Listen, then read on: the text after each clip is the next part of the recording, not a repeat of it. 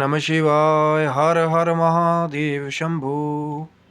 चिरंजीवी यानी के चिरकाल तक जीवित रहने वाले, जो एक युग में भी थे, अगले युग में भी रहे और फिर किसी और युग में भी रहे, जिनको शायद किसी वरदान के स्वरूप जो है वो शक्ति मिली कि वो बहुत सारे युग में जीवित रह पाए। जिनमें से बहुत सारे जो कैरेक्टर्स हैं चिरंजीवियों के, उनको देखने की बातें बहुत सारे लोगों ने क्लेम की है कि हमने ये महाभारत काल के जो है चरित्र को देखा, वो हमारे सामने आए। और बहुत जगह जो रियल केसेस हैं बहुत कम हैं कि हाँ, कि किसी को, किसी योगी को, किसी दिव्य संत को जो है किसी दुर्लभ या निर्जन स्थान में जहाँ आम इंसान पहुंच ही ना पाए, उन चिरंजीवियों के दर्शन हो जाए। जिनमें से एक के बारे में हमेशा से बहुत ज़्यादा चर्चा होती है, वो है अश्वत्थामा जी का। जो वो महाभारत काल का जो चरित्र है, जो महाभारत के वो योद्धा हैं जो आज भी जीवित हैं। बहुत सारी जो थ्योरीज हैं, बहुत सारे न्यूज़ चैनल ने मध्य प्रदेश के असीरगढ़ के किले को जो है, या नर्मदा नदी के तट को जो है, वो अश्वत्थामा का आज भी विचरण का स्थल बताया है। कि असीरगढ़ किले में तो ये भी कहा गया कि एक शिवलिंग है। बहुत बार कैमरे भी लगाए गए और बाहर पहरा भी दिया गया, लेकिन जैसे ही खोला गया शिवलिंग वाले मंदिर को, तो वहाँ पे बेलपत्र और पुष्प जो है वो चढ़ाए हुए मिले। लेकिन ना ही कैमरे में किसी ने किसी को आते देखा, ना जाते देखा। और बहुत सारे लोकल्स ने वहाँ क्लेम किया कि कोई क्योंकि अमूमन जो महाभारत के जो योद्धा थे महाभारत काल में, जो मनुष्यों की जो हाइट है वो 10 से 12 फीट तक जो है बताई जाती है, जैसा अब लोकल्स ने कईयों ने क्लेम दिया है। तो ऐसे ही मिथिकल करेक्टर को वहाँ बहुत सारे लोगों ने जो है कहा है कि हमने भी देखा है। लेकिन जो अब रियल बातें हैं या जो रियल कैरेक्टर है, तभी तो मैंने कहा ना कि रियल केसेस बहुत कम हैं। बहुत सारे वो जो अब मैं शब्दों का प्रयोग नहीं करना चाहता, कि जो भ्रम फैलाने वाले हैं उनकी भी कमी नहीं है। लेकिन वो क्या श्राप है? अब महाभारत की बात है, बहुत सारे लोग इस कथा से अवगत भी होंगे, लेकिन जो नई जनरेशन है या कई जो नहीं जानते कि क्या श्राप मिला था, अश्वत्थामा ने ऐसा क्या किया था कि आज भी एक श्राप जो है वो दिन रात उनके पीछे लगा हुआ है। कि एक लहूलुहान अवस्था में या एक माथे पर घाव के साथ अश्वत्थामा आज भी जो है जगह जगह भटक रहे हैं। क्योंकि जब महाभारत की समय में आप जाएंगे, खोजेंगे, तो यही पता लगेगा कि जब महाभारत के युद्ध का अंत हो गया और दुर्योधन जो है, जो मेन जिनसे सारा युद्ध चल रहा था, वो मरणासन हो गए गदा युद्ध के बाद। जब दुर्योधन को जो है एक यातनापूर्ण जो उनका अंत था वो दिया भीम ने। गदा युद्ध के बाद जंगा को तोड़ दिया गया, फिर मरणासन हो गए। और रह रहकर जब जो है कहते हैं दुर्योधन के प्राण निकलने लगे, तो अश्वत्थामा जो है कहते हैं कि वहाँ पहुँचे थे। अश्वत्थामा ने जब अपने मित्र को उस अवस्था में देखा, तो अपने मित्र को संतुष्ट करने के लिए कि मित्र कोई बात नहीं, अभी युद्ध समाप्त नहीं हुआ है, मैं जाऊंगा और अभी ये जो मेरा दिव्य तेज है, मेरा जो ये कौशल है, मैं अभी भी जो है पांडवों को समाप्त ही कर दूंगा, चाहे मुझे फिर क्या से क्या करना पड़े। और कहते हैं फिर अश्वत्थामा गए थे जो पांडवों का कैंप था वहाँ पे जो है।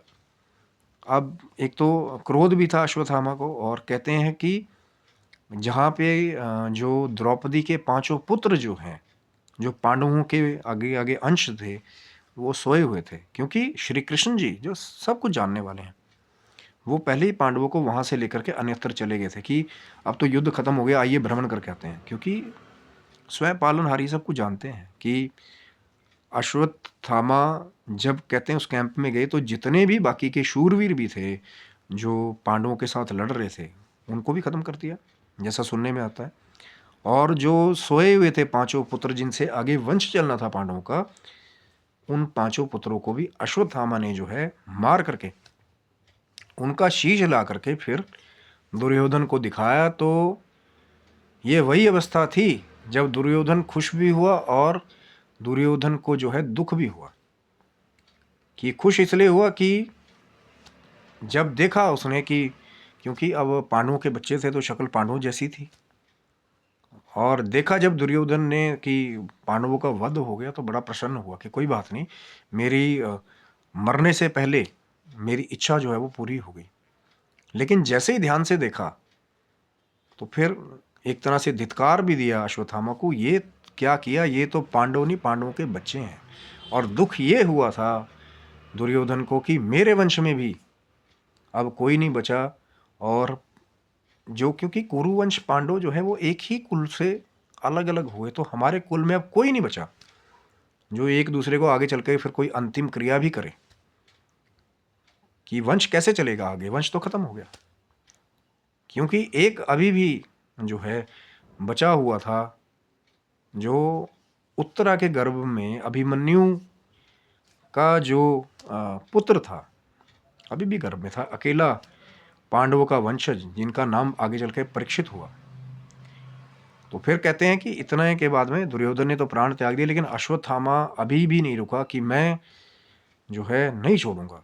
और जब कहते हैं वहां से पांडव आए, उन्होंने देखा पुत्रों की मृत्यु हो गई, सब ज्ञात किया, तो फिर जब आमने सामने हो गए अश्वत्थामा और अर्जुन, तब अश्वत्थामा में ने भी ब्रह्मशीर अस्त्र जो है, एक ब्रह्मास्त्र ही उसे कहा जाता है, रूप है, उसको अंकित कर दिया। उधर से उसकी काट करने के लिए अर्जुन ने भी वैसा ही जो है ब्रह्मास्त्र का प्रारूप जो है उसको अंकित कर दिया।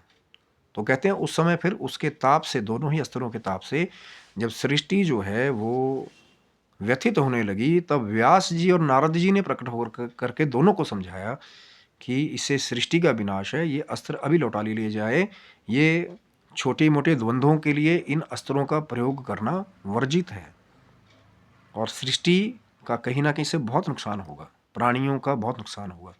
तो कहते हैं कि अर्जुन ने अपना अस्त्र लौटा लिया था, क्योंकि अर्जुन जो है उसको अंकित करना भी जानता था और वापस बुलाना भी जानता था। लेकिन ये कहते हैं कि अश्वत्थामा को उसका पूरा ज्ञान नहीं था, वो सिर्फ अंकित करना जानते थे लेकिन उसको वापस लौटाना नहीं जानते थे। हरि अनंत अधिक कथा अनंता, अलग अलग कथाएं मिलती हैं, या शायद अश्वत्थामा अपने क्रोधवश उसको लौटाना नहीं चाहते थे। तो अश्वत्थामा ने क्या कर्म किया था, यही वो जो कर्म है कि उत्तरा की गर्भ की तरफ उस ब्रह्मशीर अस्त्र को जो है मोड़ दिया था अश्वत्थामा ने, लक्ष्य करके कि जो आखिरी वंशज है पांडवों का, जो अभिमन्यु का पुत्र उत्तरा के गर्भ में है, वो भी नष्ट हो जाए।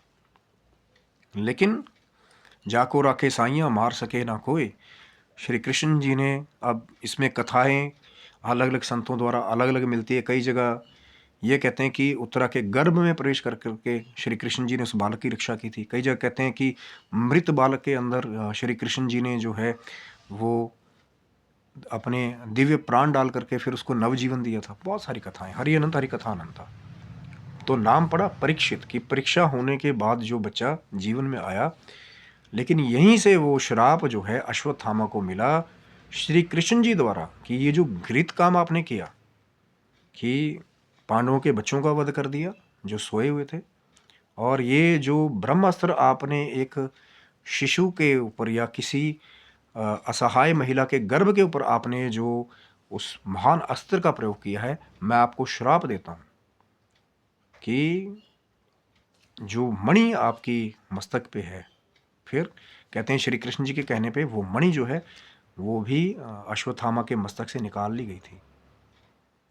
और उसके बाद फिर कहते हैं कि पांडव तो मारना चाहते थे अश्वत्थामा को, द्रौपदी ने कह करके छुड़ा दिया था कि ये गुरु पुत्र है और ब्राह्मण है, पूजनीय है, चाहे दंड का अधिकारी है, उचित दंड दीजिए, लेकिन मृत्यु दंड देना जो है वो हमें पाप जो है लगेगा, क्योंकि ये हमारे गुरुदेव का पुत्र है, जिन गुरु से आपने सारी विद्याएं सीखी हैं। तब कहते हैं द्रौपदी के कहने पे फिर रथ में बांध करके अश्वत्थामा के जो केश मूंड करके और मणि निकाल करके, जो वो दिव्य मणि थी, निकाल करके फिर रथ में बांध करके घुमाया गया। और श्री कृष्ण जी का श्राप जो है, जो आज भी द्वापर के बाद भी कलयुग में भी जो है अश्वत्थामा जिसको झेल रहे हैं, अश्वत्थामा का आज भी वो श्राप पीछा कर रहा है कि मस्तक से वो मणि निकालने के बाद वो जो घाव मस्तक में हुआ कि वो कभी भरेगा नहीं, और आप दर दर पे भटकोगे जब तक मेरा कल की अवतार अंत में नहीं होगा। और यही वो श्राप है जिसके फलस्वरूप अश्वत्थामा आज भी कभी किसी के द्वारा, कभी किसी के द्वारा कहते हैं देखे जाते हैं। सच्चे किस्से बहुत कम है जो योगियों के या शायद संतों के हैं दिव्य हिमालय में भी। और वो कौन सी मणि थी जो अश्वत्थामा के मस्तक में थी, उसका क्या नाम था और क्या उसका प्रभाव था, इसके लिए आपको क्या करना पड़ेगा, चैनल को सब्सक्राइब करना पड़ेगा, क्योंकि कुछ ऐसा रहस्य है इससे जुड़ा हुआ कि उस मणि का क्या नाम था, वो कैसे अश्वत्थामा को प्राप्त हुई थी, और अश्वत्थामा से मणि निकालने के बाद वो चमत्कारी मणि कहाँ गई। ये जब चैनल को आप सब्सक्राइब रखेंगे तो हो सकता है जो रहस्यपूर्ण चर्चा है, अगर आपका प्रेम मिलेगा तो हो सकता है अगली ही वीडियो में आपको जो है उस चर्चा से अवगत कराने की हम लोग कोशिश करेंगे। और रहस्य आज भी कई ऐसे हैं जो आज भी कुछ दिव्य स्थानों पे छुपे हुए हैं, लेकिन जब कृपा हो जाती है ठाकुर जी की, भगवान शिव जी की, माँ जगदम्बा की, तो वो रहस्य भी बाहर हो जाते हैं। तो चैनल को सब्सक्राइब रखिएगा। आशा करता हूँ वीडियो आपको अच्छा लगा होगा। अश्वत्थामा के श्राप वाला, और क्या नाम था उस मणि का, और कहाँ गई उसके बाद वो चर्चा, हो सकता है आपका प्रेम मिलेगा अगले जो है भाग में। तब तक के लिए सभी बंधुओं को हर हर महादेव शंभु, जय माता दी।